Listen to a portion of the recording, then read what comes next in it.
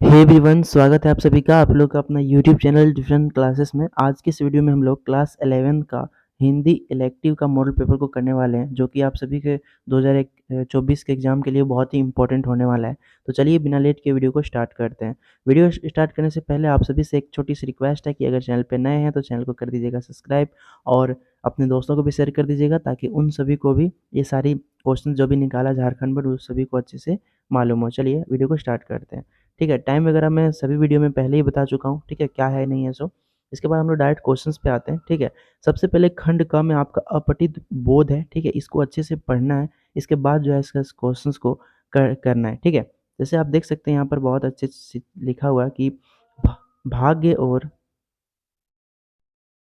लिखा है भाग्य और पुरुषार्थ, ठीक है, कार्य कारण की तरह एक दूसरे से जुड़े हैं। ठीक है, भाग्य और पुरुषार्थ, ठीक है, एक दूसरे से जुड़े हैं।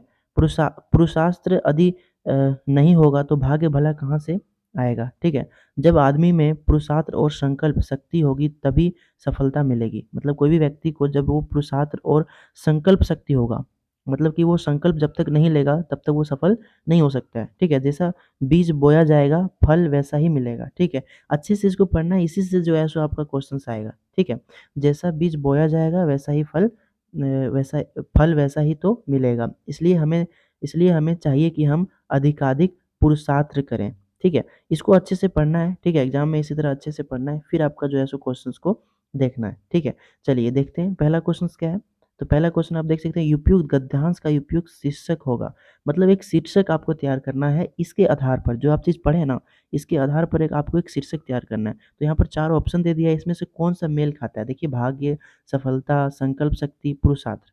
ठीक है, तो यहाँ पर देख सकते हैं लिखा है कि आधिकारिक पुरुषार्थ करें। ठीक है, तो इसका क्या हो जाएगा? Option number B. ठीक है, ऑप्शन बी होगा, इसी से होता है, इसका शीर्षक हो जाएगा पुरुषार्थ। ओके, चलिए नेक्स्ट क्वेश्चन चलते हैं। नेक्स्ट नंबर दूसरा है कि किस वाक्य से यह अर्थ निकलता है कि कर्मानुसार ही फल मिलेगा। ठीक है, तो किस वाक्य से निकलता है जी? तो ऑप्शन नंबर सी हो जाएगा। हम लोग पढ़े थे ना कि जैसा बीज बोया जाएगा, है ना, वैसा ही तो फल मिलेगा। ठीक है, चलिए नेक्स्ट क्वेश्चन चलते हैं। नेक्स्ट है कि अनुच्छेद में क्या संदेश दिया गया है? तो कि अनुच्छेद में क्या संदेश दिया गया है जी? तो 3 का होगा ऑप्शन नंबर बी, यानी कि पुरुषार्थ करने का। ठीक है, पुरुषार्थ करने का हम लोग पढ़े थे ना यहाँ पर। चलिए अब हम लोग चौथा क्वेश्चन को चलते हैं। ठीक है, चौथा क्वेश्चन है कि संकल्प शक्ति में कौन-सा समास है? ठीक है, समास आपको पहचानना है कि संकल्प शक्ति में आपका जो है, वो इन 4 ऑप्शंस में कौन-सा जो है सो समास है। ठीक है, तो 4 का आपका हो जाएगा ऑप्शन नंबर ए, यानी कि तत्पुरुष समास। क्या हो जाएगा? तत्पुरुष समास। ठीक है, जब मैं ग्रामर का वीडियो लाऊँगा ना, उसमें सारी चीज़ों को बताऊँगा कि समास वगैरह है ना, ये सारी चीज़ें उसमें कवर कर दूँगा। ठीक है, तो ये आप जान लीजिए कि इसमें संकल्प शक्ति में जो है, वो तत्पुरुष समास जो है। ठीक है? चलिए नेक्स्ट क्वेश्चन चलते हैं हमारा। देखिए यहाँ पर लिखा है कि निम्नलिखित पद्यांश को ध्यानपूर्वक पढ़कर प्रश्न संख्या 5 से 8 के लिए सही विकल्प का चयन कीजिए। ठीक है, इसको अच्छे से पढ़ना है आप सभी को। इसके बाद आपका जो है सो 5 से लेकर 8 तक आपको जो है सो चयन करना है। ठीक है, देखिए यहाँ पर हम थोड़ा सा पढ़ देते हैं इसको, है ना, इस पद्यांश को अच्छे से। देखिए लिखा है कि जाति हाय री जाति, कर्ण का हृदय क्षोभ से डोला, कुपित सूर्य की ओर देखकर वह वीर क्रोध से बोला, जाति जाति रटते जिनकी पूंजी केवल पाखंड, मैं क्या जानूं जाति, जाति है ये मेरे भुजदंड। ठीक है, अब चलिए इसको हम लोग क्वेश्चंस को समझते हैं। क्वेश्चन में क्या है, इन पंक्तियों में कवि ने किस चीज़ की चर्चा की है? चलिए हम लोग इसमें जब पढ़े तो हमको क्या लगा कि किस पे डिस्कस हो रहा है? तो हम लोग यहाँ पर जाति जाति हो रहा है ना, तो 5 का क्या होगा? जाति भेद का, है ना? हम लोग यहाँ पर पढ़ते आ रहे हैं। देखिए यहाँ पर भी लिखा जाति जाति रटते, है ना, जाति जाति, तो यहाँ पर हो जाएगा ऑप्शन नंबर ये, यानी कि जाति भेद की। ठीक है, इसी प्रकार आप सभी को एग्जाम में भी छांटना है, दिमाग लगाना है थोड़ा सा। ठीक है, अगला देखिए है कि केवल सॉरी हाँ 6 नंबर है कि कौन केवल जाति जाति रटते हैं। ठीक है, तो कौन रटता है? तो आपका हम लोग सभी पता है ना, यहाँ पर देखिए लिखा है कि जाति जाति रटते जिनकी पूंजी केवल पाखंड, तो कौन रटता है? पाखंड। अब चलिए हम लोग देखते हैं ऑप्शन में क्या है। तो देखिए यहाँ पर कौन पाखंडी है, तो ऑप्शन नंबर हो जाएगा 6 सी, है ना, पाखंडी। नेक्स्ट क्वेश्चन देखिए, नेक्स्ट है कि सबसे उपयुक्त शीर्षक चुने। तो सबसे उपयुक्त शीर्षक क्या हो जाएगा इसका? तो 7 का हो जाएगा ऑप्शन नंबर डी, यानी कि जाति, क्योंकि जाति के ऊपर ही इस जो यहाँ जो पद्यांश है, इसी के बारे में, जाति के बारे में ही बताया गया है। ठीक है, चलिए अगला क्वेश्चन 8वां कि मैं क्या जानूँ जाति में कौन सा अलंकार है? ठीक है, तो ये भी आपका है सो व्याकरण से, तो आपका ये हो जाएगा 8 का आपका ऑप्शन नंबर बी यानी कि प्रश्न अलंकार, ठीक है? क्योंकि देखिए यहाँ पर प्रश्न लगा हुआ है ना, यहाँ पर, तो आपका प्रश्न अलंकार होगा, ठीक? मैं क्या जानूँ जाति में कौन-सा अलंकार है? प्रश्न अलंकार, ठीक?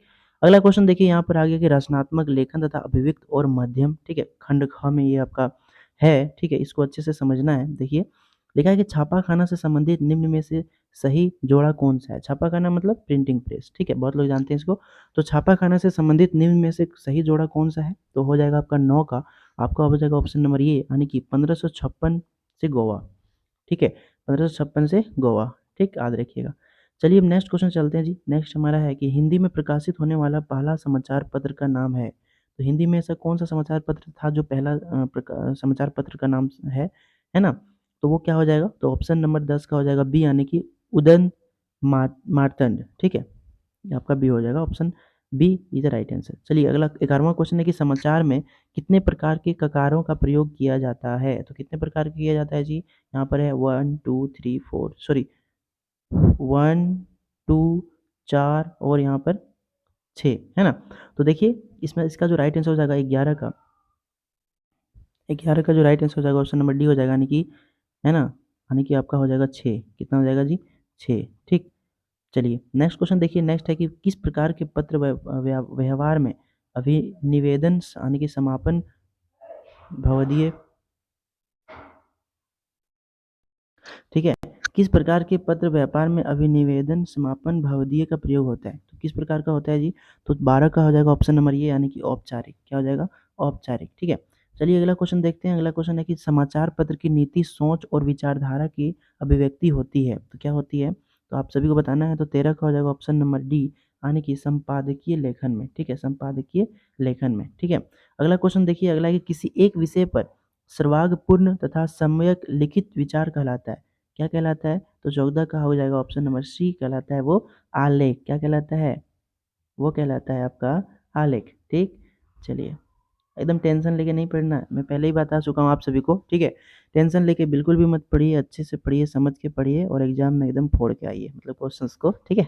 चलिए अब अगला 15 देखिए, 15 में क्या है कि 15 का हो जाएगा संचार अनुभवों की साझेदारी है, किस प्रसिद्ध संचार के शास्त्री का कथन है? तो ये हो जाएगा 15 का, अब हो जाएगा ऑप्शन नंबर ये यानी कि विल्बर सेम, ठीक है? Wilbur same, okay? अगला क्वेश्चन देखिए कि प्रिंटिंग माध्यम का आविष्कार का श्रेय किसको जाता है? यानी कि प्रिंटिंग प्रेस, ठीक है? प्रिंटिंग माध्यम का आविष्कार का श्रेय किसको जाता है? तो 16 का हो जाएगा ऑप्शन नंबर ए यानी कि गुटेनबर्ग, किसका हो जाएगा? गुटेनबर्ग, ठीक? अगला क्वेश्चन देखिए कि मुद्रण, ध्वनि, है ना?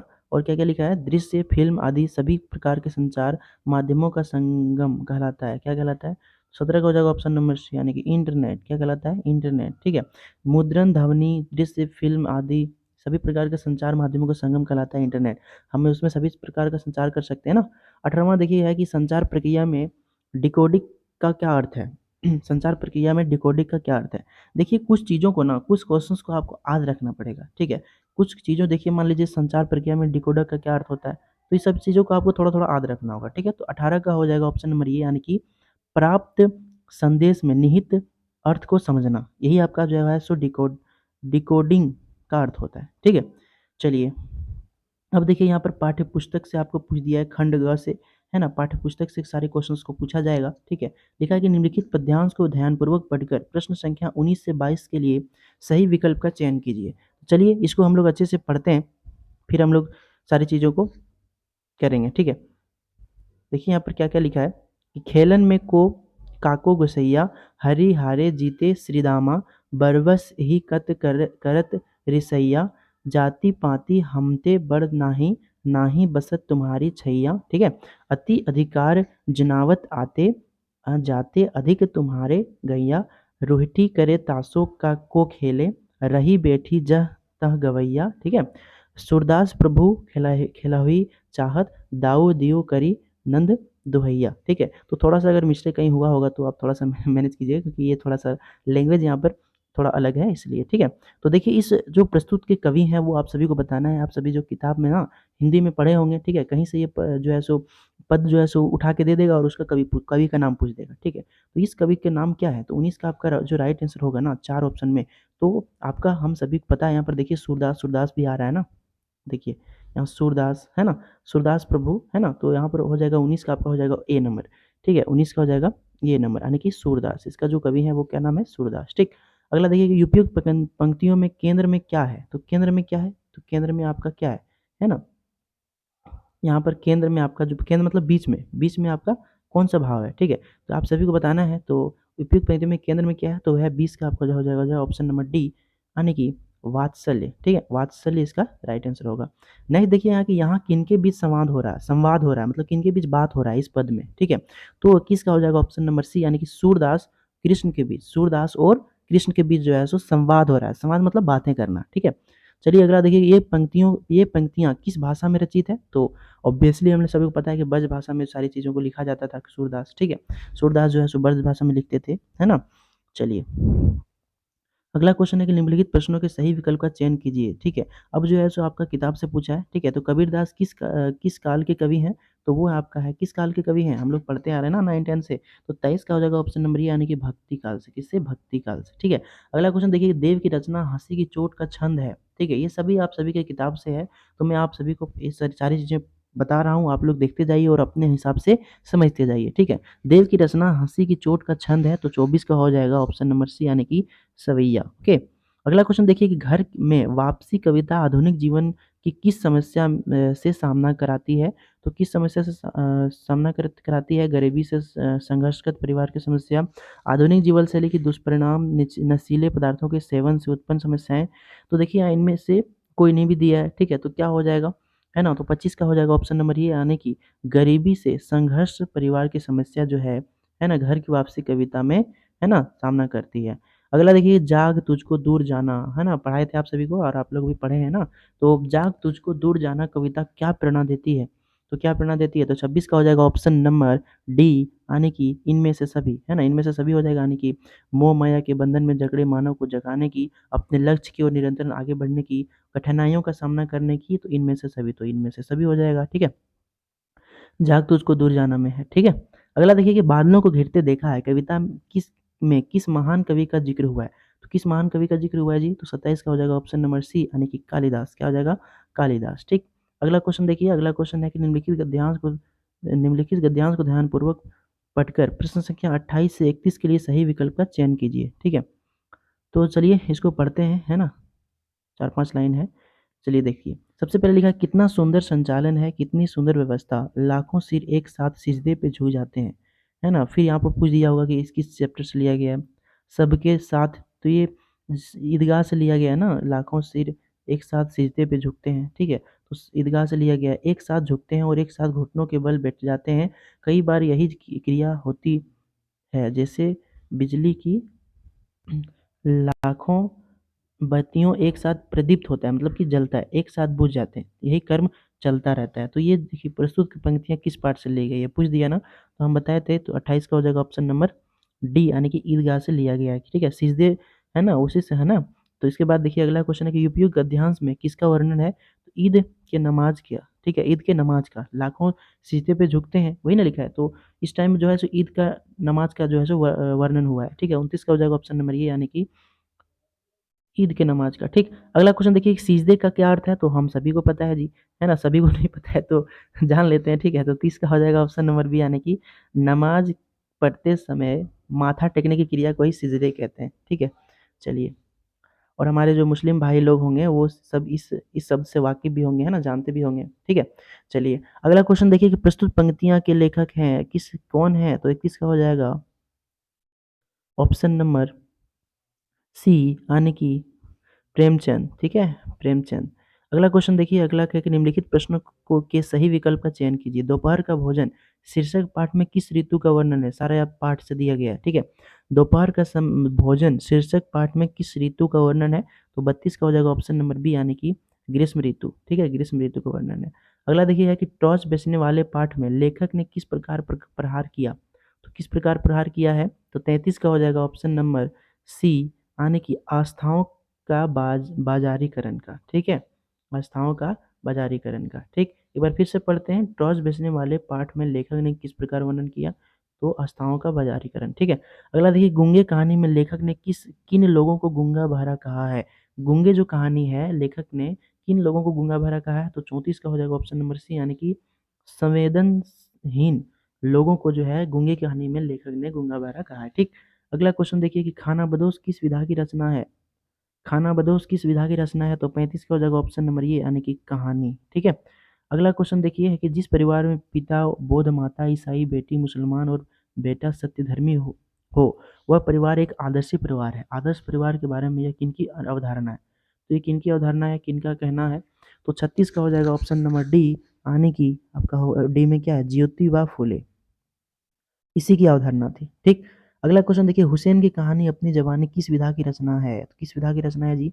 37 का हो जाएगा ऑप्शन नंबर बी, यानी कि आत्मकथा। ठीक है, याद रखिएगा, हुसैन की कहानी अपनी जवानी किस विधि की रचना है, किस विधा की रचना है? तो आत्मकथा। ओके, अगला क्वेश्चन है कि अंतराल भाग 1 में संकलित हुसैन की कहानी अपनी जवानी में हुसैन के जीवन किस अवस्था का वर्णन है? ठीक है, तो आप लोग किताब पढ़ेंगे तो आप सभी को पता होगा ना, बताइए। चलिए मैं ही बता देता हूँ, 38 का जो आपका हो जाएगा ऑप्शन नंबर बी, यानी कि बचपन और युवा। ठीक, अगला क्वेश्चन देखिए कि है विष्णु प्रभाकर रचित आवारा मसीहा किस महान साहित्यकार की जीवनी है, सॉरी, है ना। विष्णु प्रभाकर रचित रचित आवारा मसीहा किस महान साहित्यकार की जीवनी है? तो ये आपका हो जाएगा ऑप्शन नंबर 39 का डी, यानी कि शरतचंद्र चट्टोपाध्याय। ठीक है, ऑप्शन नंबर डी। अगला क्वेश्चन देखिए कि, और लास्ट क्वेश्चन है, ठीक है, कि शरद और महेंद्र को घर पर पढ़ाने के लिए आने वाले शिक्षक का नाम क्या था? बताइए, शरद और महेंद्र को घर पर पढ़ाने के लिए आने वाले जो शिक्षक टीचर थे वो कौन थे?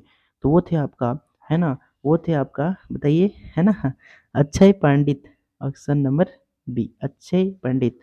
ठीक है, यही था आपका। तो ये था आपका क्लास 11 का हिंदी इलेक्टिव का मॉडल पेपर, जो कि बहुत ही इंपॉर्टेंट है एग्जाम के लिए। ठीक है, झारखंड बोर्ड जो भी मॉडल सेट निकालता है उससे जो है ना बहुत सारे क्वेश्चन जो है एग्जाम में टच होते हैं। ठीक है, तो बाकी और धीरे धीरे जो है सो मैं लाते रहूँगा, आप लोग टेंशन मत लीजिए। बस आप लोग जो है सो चैनल से जुड़े रहना है और इसी प्रकार प्यार और सपोर्ट आप लोग बनाए रखिएगा। ठीक है, चलिए मिलते हैं फिर अगले वीडियो में, तब तक रखिए अपना ख्याल, हंसते रहिए, मुस्कुराते रहिए और पढ़ते रहिए। जय हिंद, जय झारखंड।